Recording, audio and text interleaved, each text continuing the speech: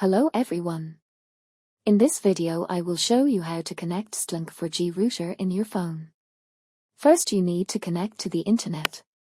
Connection succeeded. Open the browser and enter the IP address here, 192.168.1.1. Enter the login page and enter the default password admin. Enter the home page and you can see the device status, interface status and wireless status.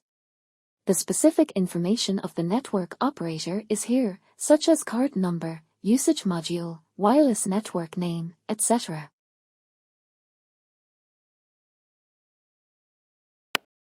Click Network.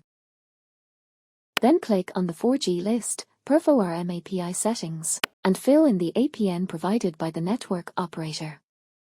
Click Save to complete.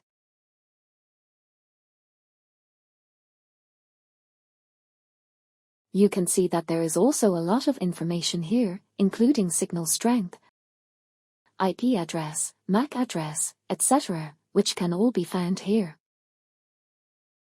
Click Wi-Fi settings, where you can set your password. The initial state is passwordless.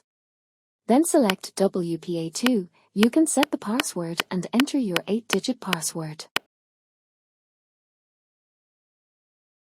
Okay, the setup is complete like this.